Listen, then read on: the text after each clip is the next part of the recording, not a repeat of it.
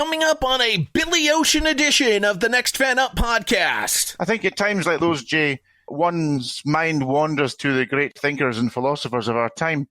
And here, I think one is definitely drawn to those thoughts of one Billy Ocean, who told us that when the going gets tough, the tough get going. I'm surprised he didn't start with get out of my dreams and get into my car, but, you know. Is that an invitation? Absolutely not an invitation. It's a bit like Billy Ocean told us. It's emotions. It's emotions in motion. It reminds me of the old Mike Tyson saying, "Everybody's got a plan until they get punched in the face." I'm surprised you weren't able to come up with a Billy Ocean quote. Come on, Neil. I think I'm from Baker Mayfield. Really, you want to see him sort of just, he's got that license to chill. So, Neil, you're on point today. No, there's no Billy Ocean in today's show, but it's week 3 of the NFL, and some teams are sharing the same dream.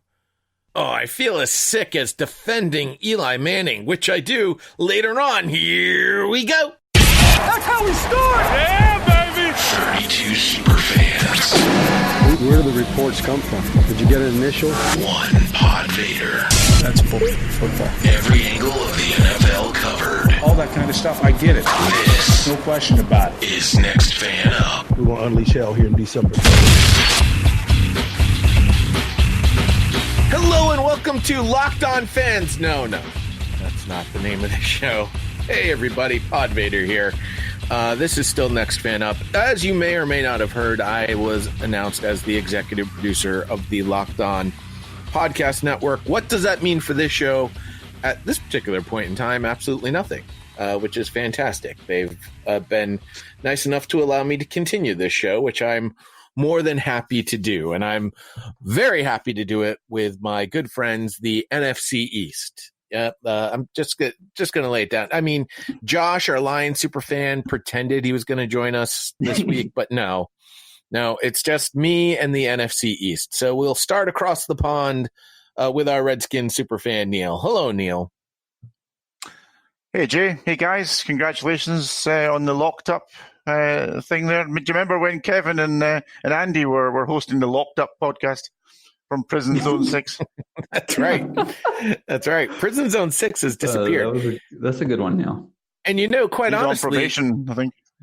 Quite honestly, I probably should start introducing you guys in the order of the standings, which would make Neil last, and Kevin, the Cowboys superfan, first. Oh, hello, everyone. Yeah, we're feeling pretty good here. Feeling pretty good. Well, if you were doing that properly, you'd have Kevin, then James, then like a 15-minute pause, and then me. It's true. There is a fourth team, but Jared never shows up either. James is the Eagles superfan. Hello, James. Hey, guys. How's everyone doing? Congrats, Pod. Lots of goings on this week, and to see this many quarterbacks go down in week 3 is a little bit perplexing, considering one big name is still sitting out there without a job. Oh, I see what you're saying. I still say it's been way too long. There's no way he could compete in the current NFL. He could do just as poorly as any of these other kids are going to do. And we're going to talk about the kid quarterbacks in just a moment. Yeah. Pigskin Pick'em. I came roaring back in week 2 with 12 correct straight up picks. Yay. 10 versus the spread. My 12 correct, good for a 4-way tie for first, but one of the 4 is in first place overall. That is the Hooded Claw. So if you would like to join us next week on this podcast, Hooded Claw, you can email the show nextfanup@gmail.com. We did not hear from Put It On the Board, Nick. So Nick, your opportunity has passed. Missed out. Do you guys know what the Hooded Claw is? No, what is the Hooded Claw? I think the Hooded Claw originated was a character in the Penelope Pitstop Wacky Races. Do you guys know that? Do you have that over there? No clue what you're talking about. It's a cartoon, and the Hooded Claw was the sort of baddie in this cartoon. That would make sense. Yeah. Did he ever work with Dirk Dastardly? Yes, exactly. And the Anthill Mob. That's it. Exactly, James. See, James, I knew there was somebody who had a bit of depth and Is that your favorite Saturday morning cartoon, Neil? You could be a guest on The fantasy show on Saturday mornings. Well, James, I was kind of hoping James was going to do an impression of Dick Dastardly's dog, Muttley. Do you know that one, James? Oh, I know that one. Unfortunately, yes, and no, I will not. You have to sort of smoke 35 cigarettes a day to be able to develop that noise. But I just did it. Anyway, no, that was better. It's more sort that of wasn't good. What? That was a little good. better. That was a little better. Hmm. That's for sure. All right. If you want to get involved in this nonsense, you can also tweet us at NFU Podcast, and you could join us on Facebook, facebook.com/NFU Podcast. Before we get into the games, I've got some great stats for you that will lead to a little bit of conversation I want to have here with the super fans. This week, Are the you league sure has a chance. Well, we'll see. The league has a chance to tie a single season record with 8 teams having the ability to begin a season 3-0. The only year in the history of the NFL that at least 8 clubs were 3-0 through 3 weeks was 1998. The last time 7 teams started 3-0 was 2015. There definitely seems to be a division between the top and the bottom this year, unlike in previous years where there was a big, messy middle. Did one of those teams who were 3-0 in 1998, did one of them win the Super Bowl, I wonder? That I would have to go back and look. Yeah, Kevin, if you could just find that out while Jay's talking, that'd be great. In 32 games to date, 11 have featured a team coming from behind in the second half to win, including 7 teams that trailed at halftime. 6 of those games have seen a team win after erasing a fourth quarter deficit. By the way, those stats don't include the overtime games, which is also an interesting if you want to add 2 more games to those numbers.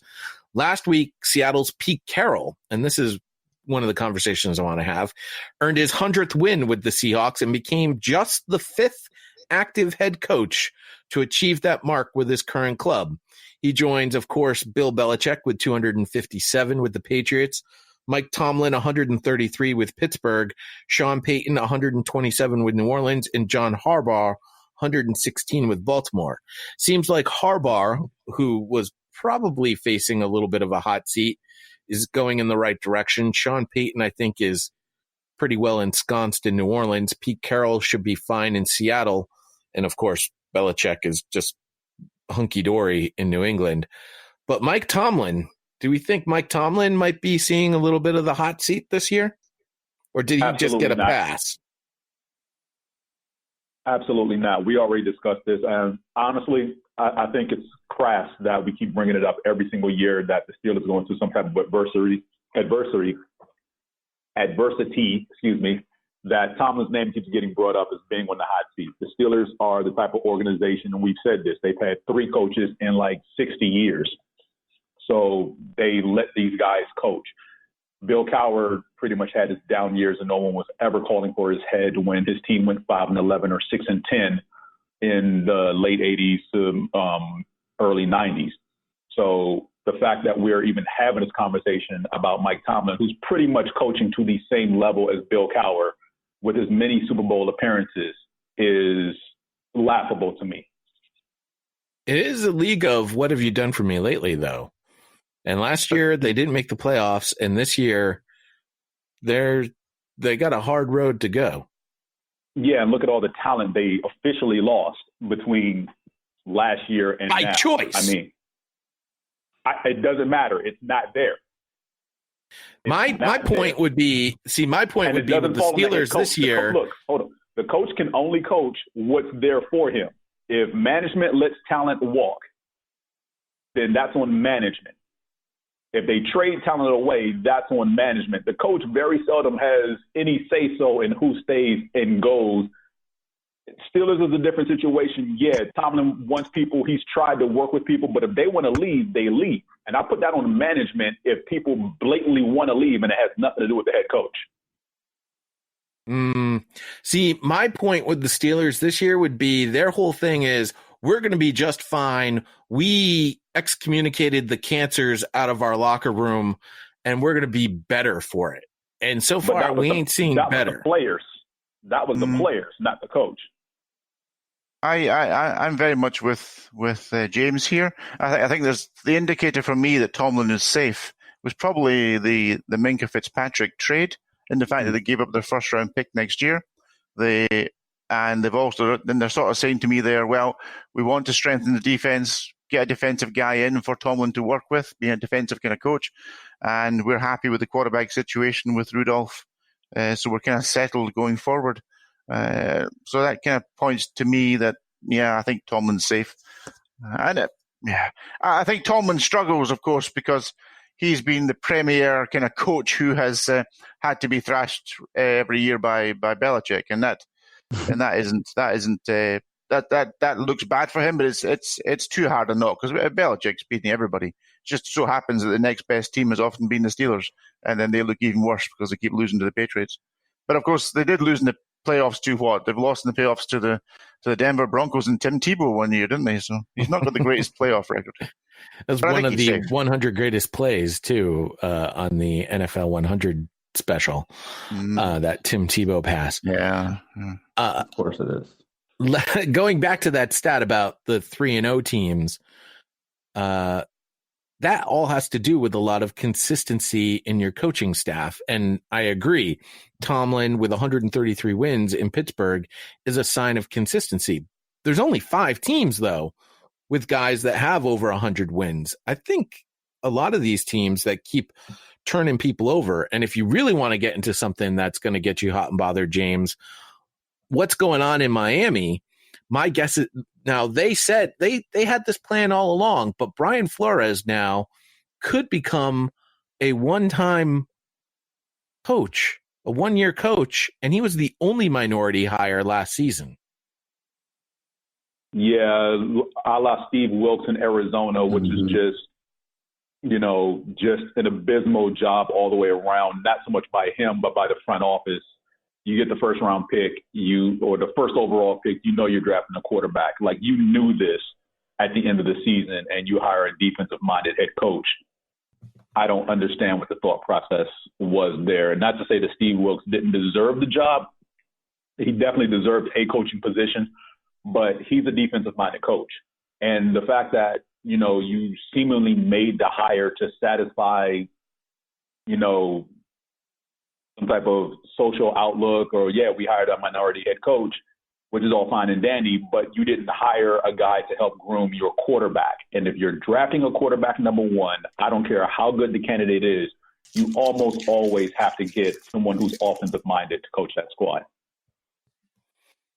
Speaking of number one draft picks, we got this lovely email here from one of our fans, Paul in New Zealand. As a Dolphins fan, my Survivor pool picks are really easy. Whoever's playing the Finns that week. The bad, week 5, we have a bye. Tricky. The ugly, week 8, a Monday night game at Pittsburgh. Paul in New Zealand. P.S. Does anyone know the record number of first-round draft picks any team has had in 1 year? I just tried to Google it, and then the answer did not immediately come up. But I have to imagine the Dolphins are pretty close with the number of first-round picks they have the Vikings coming up. Had 3 7 years ago, and they absolutely whiffed on pretty much all the picks. Of course, Cordero Patterson, who was a defensive tackle from Florida they got. He was supposed to be good, but he never turned out. Sharif somebody, wasn't it? Floyd, yeah. Sharif Floyd, yeah. I think 3 is probably the maximum in 1 year. I can't think of anyone who's ever had 4 first-round draft picks. 3. Yeah, I haven't seen that either. No, I think it's Cleveland. I've had 5 before in Madden. Yeah. In Madden. I mean, even in Cleveland's worst years, they've only had 3 first-round picks. Yeah, I think that's right. At most. So, almost every team in the league probably had 3 at some point in the first round, especially over the last 20 years or so. That's Paul, our New Zealand superfan. Can I just make a plea to Paul, please, Jay? Paul, I really miss MasterChef New Zealand. Could you try and work something out there and get it back on TV? I love it. Is MasterChef New Zealand better than MasterChef in the U.S.? I tell you, the best MasterChef, and Paul's not going to like this, the best MasterChef is MasterChef Australia. It is by far and away the greatest MasterChef of all time. How did we get on MasterChef from who has the record number of first round draft picks? Mine's always